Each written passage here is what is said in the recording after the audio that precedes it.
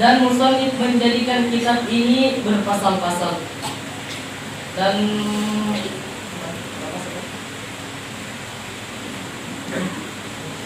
musannif menjadikan kitabnya menjadi 13 pasal. Yang pertama, faslun fi mahiyatil ilmi, pasal pentingnya menuntut ilmu, wal fiqhi wa fadlihi, dan ilmu fikih dan keutamaannya. Wa faslun fi niyati fi hali ta'allum, suatu pasal yang membahas tentang niat dalam menuntut ilmu. Faslun fi ikhtiyaril ilmi wal ustazi wasyariki, pasal yang membahas tentang memilih ilmu, memilih ustaz, dan memilih teman. Faslun fi ta'zimil ilmi wa ahlihi, dan pasal memuliakan ilmu dan yang mempunyai ilmu. Dan inilah yang akan menjadi bahan atau tema kita pada malam hari ini, yaitu faslun fi ta'zimil ilmi wa ahlihi. Qala musannif rahimahullahu ta'ala, ya'lam bi anna talibal ilmi la yanalul ilmi wa la yantafi'u bihi illa bi ta'zimil ilmi wa ahlihi. Ketahuilah, i'lam, ingat, dan guru kami pernah berkata, apabila Anda menemukan kalimat i'lam, baik itu dalam majalah orang Arab atau bacaan-bacaan atau dalam kitab, maka ketahuilah kalimat i'lam ini yang menandakan bahwa apa yang akan dibahas pada tema tersebut adalah hal yang sangat penting. Bi anna talibal ilmi, bahwa sesungguhnya orang yang menuntut ilmu, la yanalul ilma, dia tidak akan mendapatkan ilmu tersebut, wala yantafi'u bihi, dan tidak akan bermanfaat ilmu tersebut baginya. Bagi siapa? Bagi penuntut ilmu tersebut, illa bi ta'zimil ilm, kecuali dia memuliakan ilmu tersebut, wal ustazi au ahli, atau dia memuliakan gurunya atau yang mempunyai ilmu. Jadi musannif mengajarkan kita, memberikan kita isyarat bahwa seorang penuntut ilmu itu dia tidak akan mendapatkan berkahnya ilmu sampai dia memuliakan ilmu tersebut dan memuliakan orang yang mempunyai ilmu tersebut.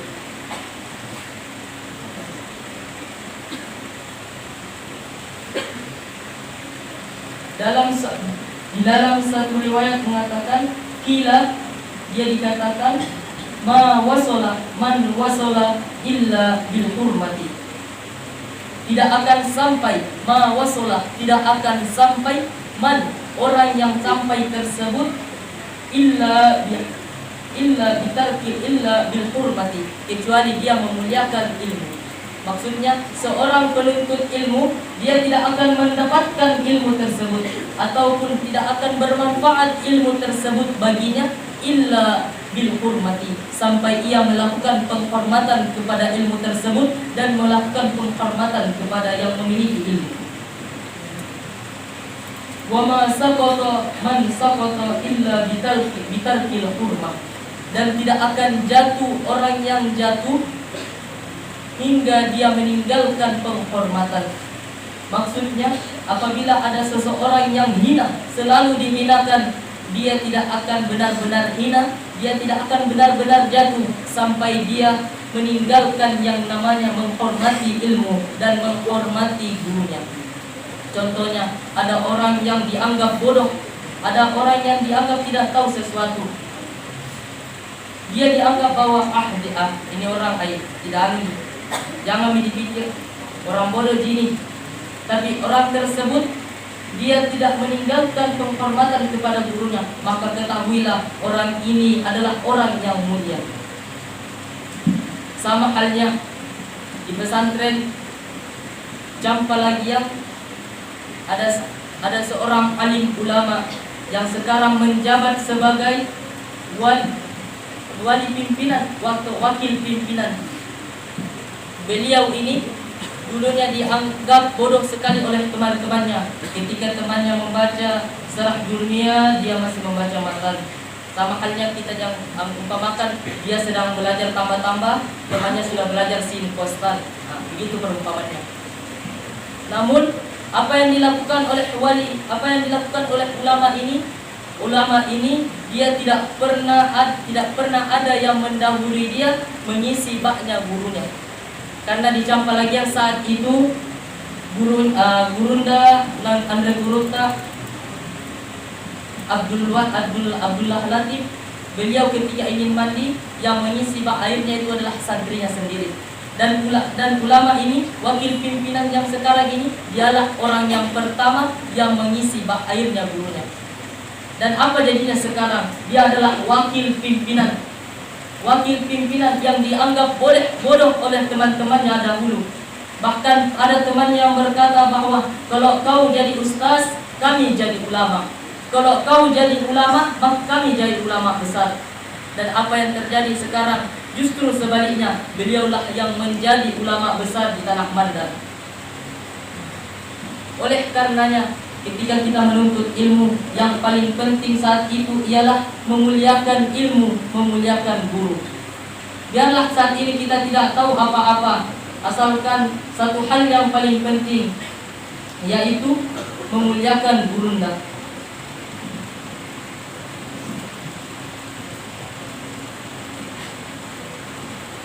Wakila, dan satu pendapat berkata, al-hurmatu khairun minat ta'ati. Adapun penghormatan itu ia lebih baik, khairun lebih baik, lebih bagus, lebih mulia daripada ketaatan. Kita diberikan contoh oleh musannif pada kalimat selanjutnya. Musannif menjelaskan apa yang dimaksud dengan al-hurmatu khairun minat ta'ah. Apa yang dimaksud dengan penghormatan itu lebih baik daripada ketaatan. Musannif berkata, orang yang melakukan kemaksiatan, dia tidak akan dicap menjadi orang kafir karena dia melakukan kemaksiatan itu, karena dia tahu kemaksiatan itu adalah dosa, namun dia melakukannya, maka dia cuma dianggap berdosa, tidak dianggap kafir. Beda dengan orang yang meremehkan maksiat itu. Contoh, ada orang yang meninggalkan sholat. Dia meninggalkan sholat karena dia menganggap sholat itu tidak penting, sholat itu tidak wajib, maka saat itu dia dianggap kafir oleh agama. Inilah yang dimaksud dengan al-hurmatu khairun minat ta'ah. Penghormatan itu lebih mulia daripada ketaatan. Yang menjadikan seseorang kafir itu bukan karena dia meninggalkan sholatnya, namun yang menjadikan dia kafir ialah karena dia meninggalkan penghormatan kepada sholat itu. Dia menganggap sepele sholat itu, oleh karenanya dia dianggap kafir oleh agama.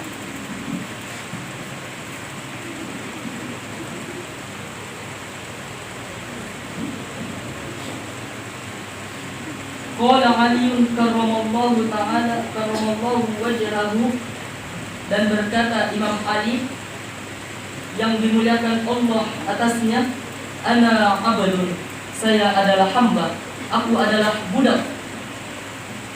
Man 'allamani harfan wahidan, bagi orang yang mengajarkanku satu huruf, walaupun satu huruf saja. Imam Ali mengatakan bahwa dia adalah seorang hamba bagi orang yang mengajarkannya satu huruf di dalam Al-Quran, satu huruf saja. Apa yang dimaksud dengan budak? Budak itu ialah orang yang bebas kita apakan saja. Kita ingin jual, terserah. Kita ingin bunuh, terserah. Itulah budak. Tapi sekarang kita tidak.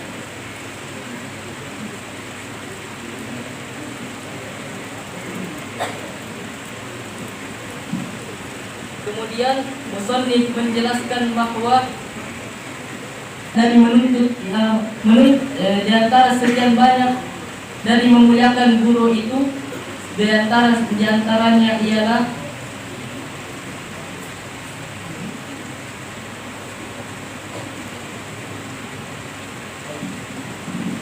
wa min tawqiril ilmi alla yamshi amamahu. Di antaranya ialah la yamshi amamahu, tidak berjalan di depannya guru tersebut. Ketika kita berjalan, kemudian guru kita berada di belakang, maka dari kitab ini kita bisa mengambil bahwa cukuplah kita berdiam dulu sejenak. Kita tunggu terus guru kita untuk maju duluan, karena di antara sekian dari sekian banyak dari memuliakan guru tersebut ialah tidak berjalan di depan guru. Maksudnya kalau kita jalan terus ada guru tak di belakang, kita tunggu dulu guru tak di situ. Berdiri sambil tunggu guru tak datang. Kecuali tak izinkan memang untuk cepat-cepat jalan, baru kita bisa berjalan di depannya guru tak. Kalau tidak ada izin, maka kita menunggu guru lewat, baru kita jalan di belakangnya. Itu maksud dari alla yamsiya amamahu wala yajlisa makanahu, dan tidak duduk di tempat duduknya guru. Di antara memuliakan guru tersebut ada musannif menyebutkan la yajlisa makanahu, dan tidak duduk di tempat yang sering dia duduki. Jadi ketika guru kita punya satu tempat di mana tempat duduknya ini memang dia memang selalu duduki di tempat, maka kita dianjurkan untuk tidak menduduki tersebut, menduduki tempat duduknya sebagai penghormatan kepada guru. Kemudian musannif menjelaskan la yatakallamu katsiran indahu, dan tidak banyak bicara di sisinya. Jadi ketika guru kita menjelaskan, ketika guru kita menerangkan, ketika guru kita mengajar, kita yang ada di bawah, kita yang ada di hadapannya, untuk tidak mengucapkan berbagai hal, untuk tidak membicarakan hal-hal yang dapat menyakiti perasaan guru yang sedang mengajar. Karena yang namanya memuliakan ilmu itu, yang paling penting adalah menjaga perasaannya guru. Bagaimana agar guru tersebut tidak marah, tidak murka kepada kita. Sebab apabila guru telah murka kepada seorang muridnya, maka murid tersebut la yanalul ilma wa la yantafi'a bihi. Dia tidak akan mendapatkan ilmu tersebut dan tidak akan bermanfaat ilmunya. Wa min tawqiril muallim, dan sebagian dari memuliakan guru tersebut tawqiril auladihi, memuliakan anak-anaknya. Jadi ketika guru kita memiliki seorang anak, memiliki seorang cucu, atau ya orang-orang yang berhubungan dengan guru tersebut, maka hendaklah kita memuliakan orang-orang tersebut. Karena sebagian dari memuliakan guru tersebut ialah memuliakan keluarganya, memuliakan orang-orang yang berhubungan dengan guru.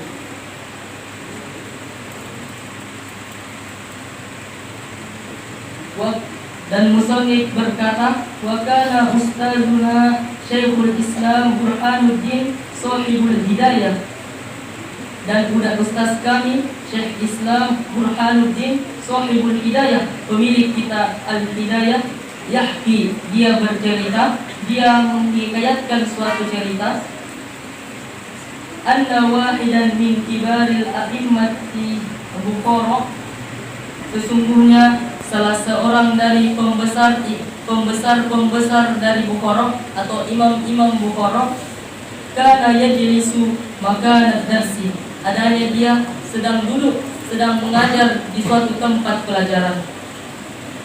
Wa kana yaqumu fi khilali darsi, dan adanya dia di sela-sela pelajarannya, di sela-sela mengajarnya, dia kadang-kala berdiri, kemudian duduk, kemudian berdiri lagi, kemudian duduk.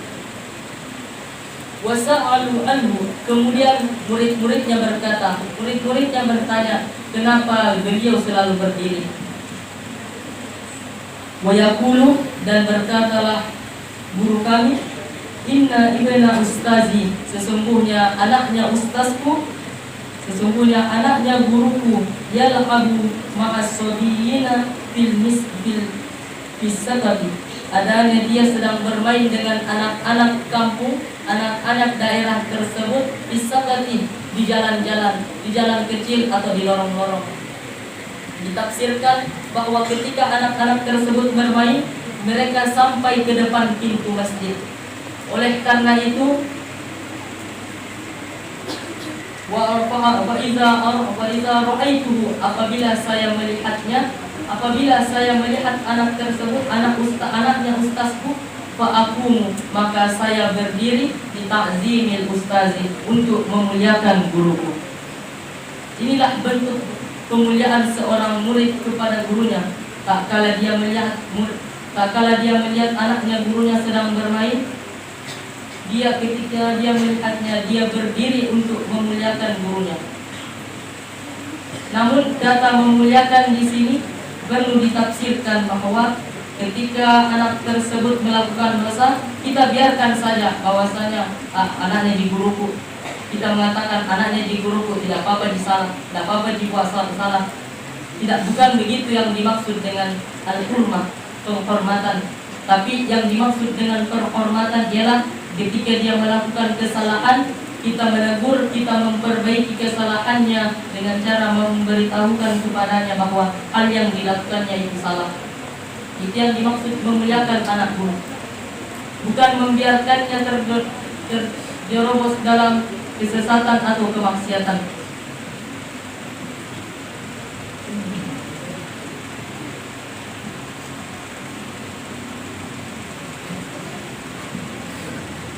Karena kebanyakan dan berkata kita buka sesi tanya jawab. Silakan kepada Anda semua apabila ada yang ingin bertanya